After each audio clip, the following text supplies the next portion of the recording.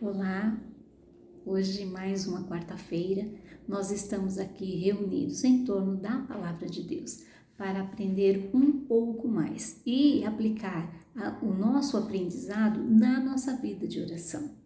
Porque o Senhor Jesus Cristo, Ele vai nos mostrando um pouco o seu olhar, a sua preocupação, Ele vai falando um pouco desta vivência ali com os discípulos, com o povo, como é que Ele vê as pessoas, as circunstâncias, as situações, e Ele também vai nos ensinando. E é nesta observação que nós vamos melhorando a nossa vida de oração, que nós vamos então aplicando a nossa vida de oração, o nosso dia a dia, e com certeza também, de alguma forma, fazendo um contorno da nossa fé. E eu espero que esse texto te ensine, te ajude hoje. O texto está em Marcos capítulo 9. O Senhor Jesus Cristo tinha acabado de descer do Monte da Transfiguração, ali onde houve uma transfiguração, e quando ele desce, vai se encontrar com os outros discípulos, tem assim muita gente, tem um burburinho, tem uma conversa ali, e o Senhor Jesus Cristo pergunta: o que é que está acontecendo? E nesse momento aparece um homem desesperado e ele fala para o Senhor Jesus Cristo que o filho dele, ele está endemoniado, mas que ele levou até os seus discípulos, mas os seus discípulos não conseguiram dar conta. E aí então, neste meio, os mestres, os que estavam ali ao redor discutindo, queriam saber se eles iam conseguir fazer, se eles não iam conseguir fazer, mas o pai da criança disse: eles não conseguiram dar conta. E aí então o Senhor Jesus Cristo, mesmo que olhando aquela situação, vai falar com o pai.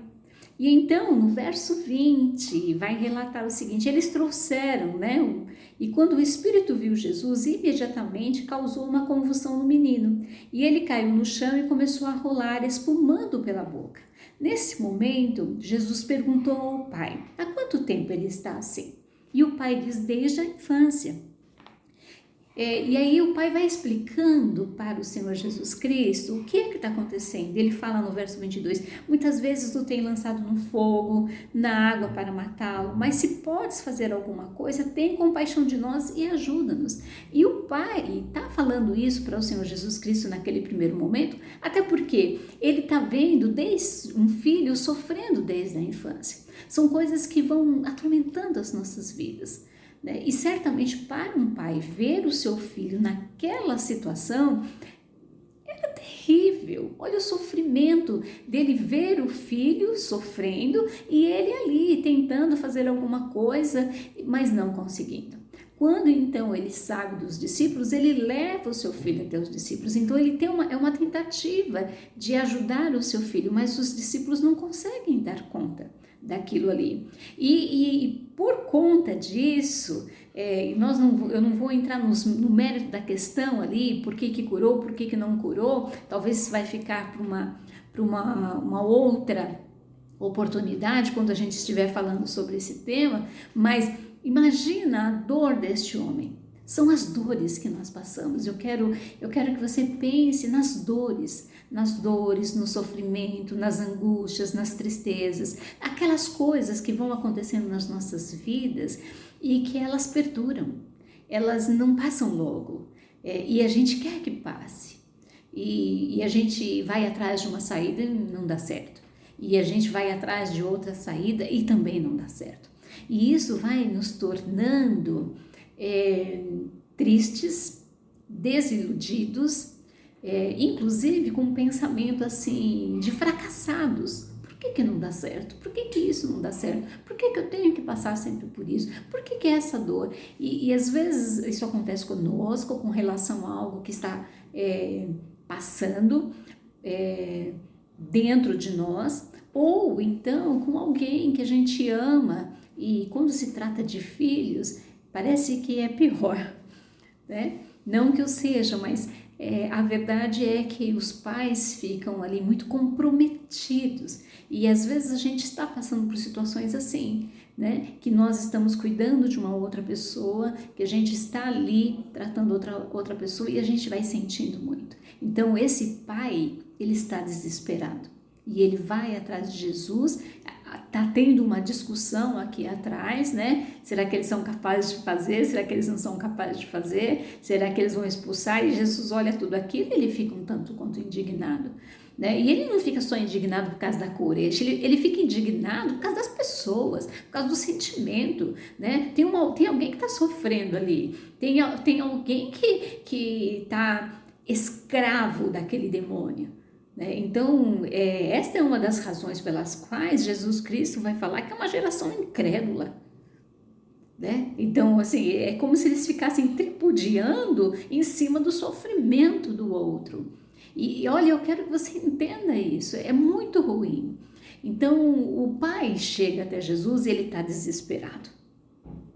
E então o pai fala assim, e o pai ainda fala para Jesus Cristo no verso 23, e isso é muito importante, quando ele fala, se podes, cure o meu filho. E aí então Jesus falou assim, se podes, né, no verso 23, disse Jesus, tudo é possível àquele que crê. E imediatamente o pai do menino exclamou, eu creio. Mas ele olha para ele, depois dessa jornada de sofrimento, dessas tentativas, desses fracassos, ele olha para ele e fala assim, ajuda a vencer a minha incredulidade, porque parece que eu estou desanimando. Então, quando Jesus viu que uma multidão estava se ajuntando, repreendeu o espírito imundo, dizendo, espírito mudo e surdo, eu ordeno que o deixe e nunca mais entre nele. E o espírito, né, gritou, agitou, né, mas saiu. E o menino ficou como que morto. E é interessante a gente ver isso porque é a ação do inimigo sobre a vida de uma pessoa, né, que vai transformando ela. E o quanto nós, escravos do inimigo, por qualquer motivo, podemos ficar assim, né, sendo ali agitados, fazendo coisas que estão fora do normal. E tudo isso o seu pai vendo, um desespero. Mas Jesus, quando esse menino chega ali e que ele vai falar com o pai, Jesus, na hora, viu que o negócio estava ficando agitado, na hora o Senhor Jesus Cristo cura. E eu quero tirar algumas lições, né, além de falar desse sofrimento, porque nós podemos estar assim, em momentos de grande sofrimento, de grandes angústias, coisas que duram muito tempo, né? Nós estamos aí há mais de 1 ano e meio de uma pandemia, e quando nós não estamos sofrendo diretamente com essa pandemia, nós estamos sofrendo indiretamente através de outras pessoas. Então é difícil lidar muito tempo com o sofrimento. Mas quando nós vamos até Jesus Cristo, ele olha, ele observa tudo isso e ele não vai ficar discutindo com fulano, discutindo com ciclano. O que ele quer mesmo é curar aquele menino, é libertar aquele menino e, sobretudo, ajudar esse pai que também estava à mercê das dúvidas, do sofrimento, a reanimar a sua fé. Então, quando o Senhor Jesus Cristo vê o sofrimento, Ele está nos ensinando assim, que nós não devemos nos conformar com o sofrimento. Na nossa vida de oração, nós devemos rejeitar o sofrimento, no sentido de que aquilo não faça parte da nossa vida por muito tempo. Então não é uma coisa que a gente queira, que a gente goste ou que a gente se conforme, porque não é isso. Ao contrário, nós devemos buscar o melhor das nossas vidas, muito embora às vezes a gente vai sofrer. Mas, e isso é importante, que o Senhor Jesus Cristo olhe o sofrimento daquele menino e ele expulsa ele. Ele está vendo a multidão juntando ali só para ver o que vai acontecer. E ele não gosta. E ele expulsa aquele demônio. Então, a primeira lição que eu tiro é que Jesus Cristo não gosta de sofrimento. Então, o Senhor não quer que você continue sofrendo. embora muitas vezes nós estamos sofrendo. Mas é importante você saber que quando você está procurando o Senhor Jesus Cristo, você vai encontrar alguém que também não quer que você sofra. Você vai encontrar alguém que quer te libertar, que quer suavizar esse sofrimento. E o segundo ensinamento que eu tiro desse texto é que por muitas vezes nós vamos procurar, nós vamos buscar e às vezes a gente não vai encontrar. Mas quando nós formos até Jesus Cristo, aí sim, nós de fato vamos encontrar a libertação, a salvação, a cura. E quando você for até Jesus Cristo, que você chegar perto de Jesus Cristo, você será não só liberto, não só vai receber o amor, a atenção de Jesus Cristo, essa conversa de Jesus Cristo, mas ele vai te levar a refletir, inclusive, sobre a sua fé. Porque quando ele pergunta para o homem se podes, né? Tudo é possível ao que crê. Então o Senhor Jesus Cristo está ensinando para aquele homem que a fé dele precisa ser transformada também, que ele precisa renovar essa fé e que tem alguém então capaz de mostrar para ele que tem um Deus que nos ama, que tem um Deus que nos quer bem, que tem um Deus que não vai ficar discutindo religião, porque Deus não quer isso, o Senhor Jesus Cristo não quer isso, Ele quer libertar pessoas, Ele quer sarar pessoas, Ele quer resgatar essas pessoas do poder do inimigo para uma nova vida, uma vida abundante, que é a vida em Cristo. Por isso Ele cura aquele menino ali.